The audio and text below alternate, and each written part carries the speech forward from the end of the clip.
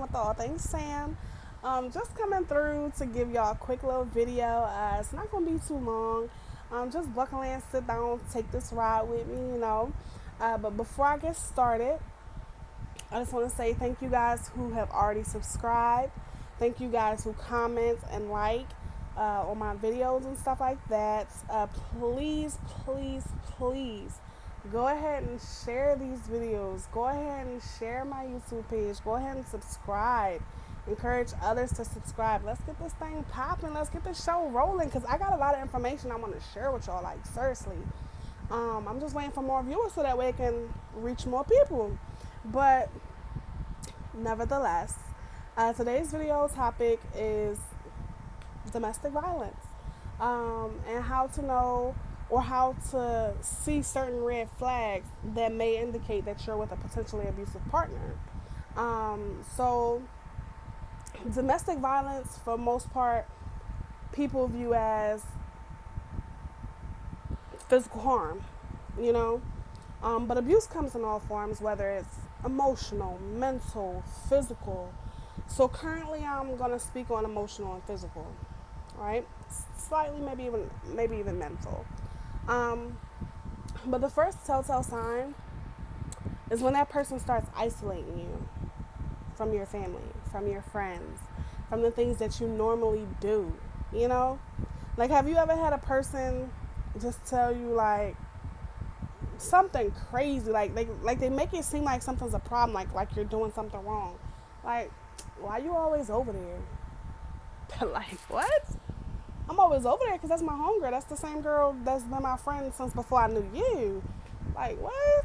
That's why I'm always over there. Or, why you hanging out with such and such? You know she don't like me because that's my cousin. Like, what?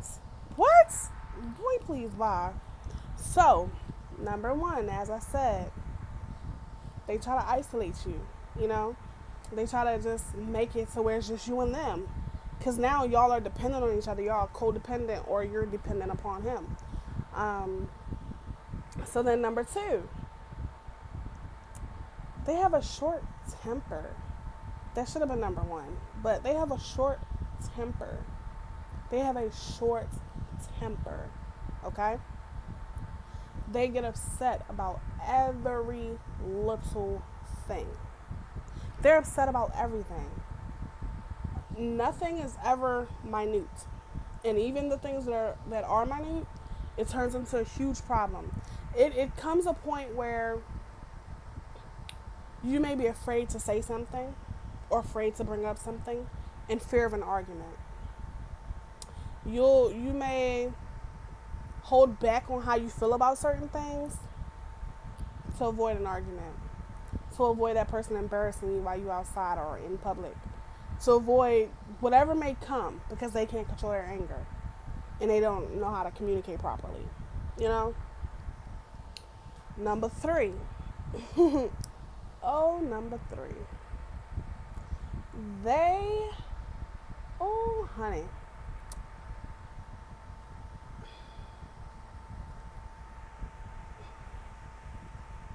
They're controlling. They're just downright controlling. They they want to know everything you're doing.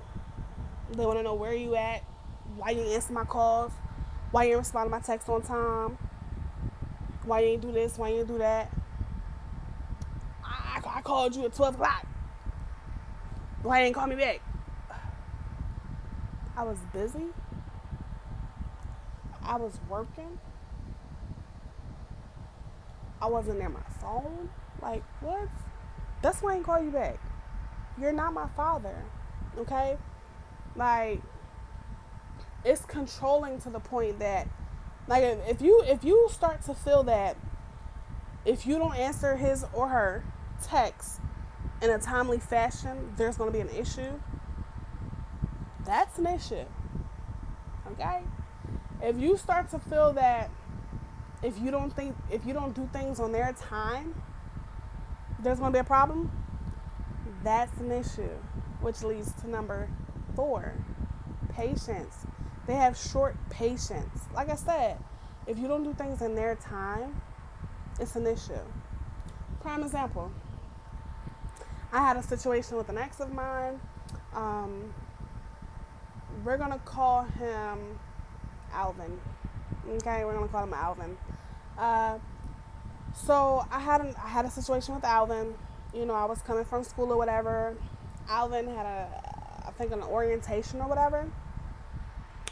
And Alvin was supposed to get his own ride. First of all, that's a whole nother story on why I was with a person with no car. But Alvin was supposed to get his own ride, you know? That was Alvin's job. He was supposed to get his own ride. Alvin knew I had to go to school, and Alvin knew that nobody drives my car besides me, because I'm the only one that's going to pay for it if something happens.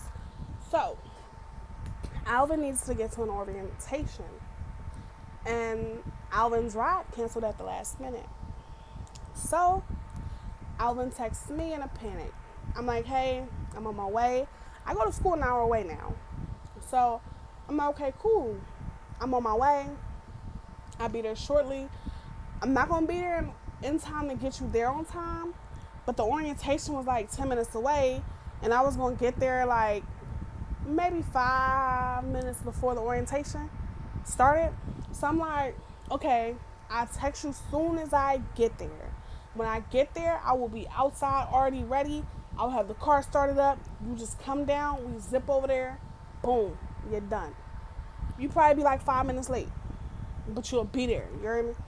So Alvin catches an attitude. First of all, I text Alvin and tell him I'm outside. Alvin is upset. He wants to start an argument. Why? Because things were not done Alvin's way. What Alvin wanted me to say was, oh, you can take my car. Just go. Go ahead. No, Alvin, you're not going to take my car because you cannot pay for something that happens to my car.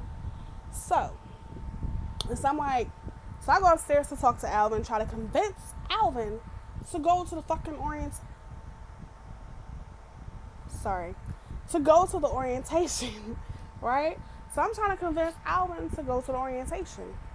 Alvin is up here acting a plumb fool because things were not done Alvin's way, and Alvin was impatient.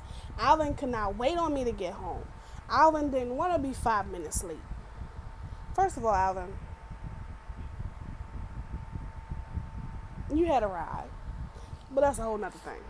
Anyway, so that pretty much started a whole argument, calling me out my name, saying all types of rude things, just talking all types of crazy to me, okay? But moral of the story, Alvin was impatient. Alvin was very impatient. And something that was small, that could have been handled smoothly, and I was trying my best to hurry up and do what I need to do. I was just looking at time like, oh my God. But now that I look back at it, I realized I was so studying on time, like, oh my God, what time is it? Oh my God, what time is it? Oh, blah, blah. I was all that because I knew Alvin was impatient. I knew it would be a fight. I knew Alvin was just...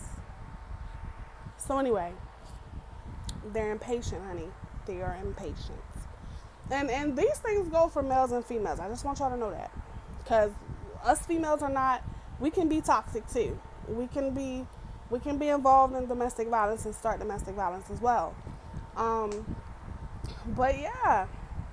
And then number five, okay?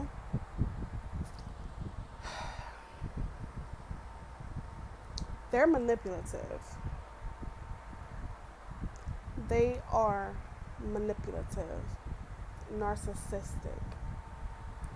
Everything's about them. Everything's about their triggers. If somebody ever tell you, you know my trigger, oh, that's a sign, honey. That's a sign, okay? If someone ever tells you, you know how I am, you know that, da da da da. Excuse me? Now listen, it's one thing if you say, talking about my mom is a trigger. That's one thing.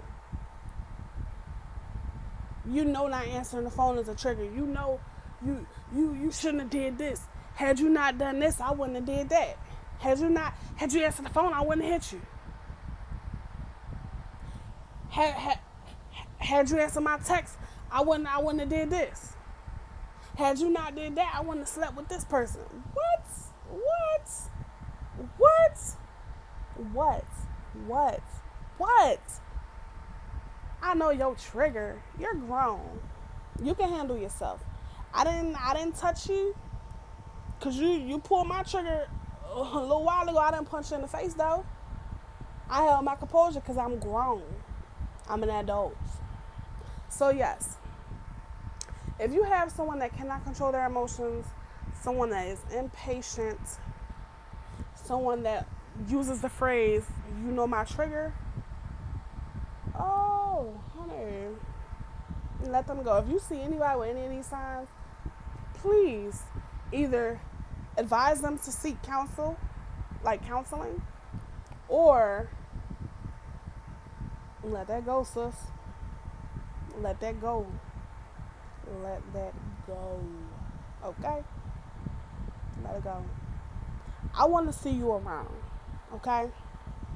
Luckily, my situation was just a few bruises and a heartbreak. You know? But yeah, luckily my situation was just a few bruises and a heartbreak.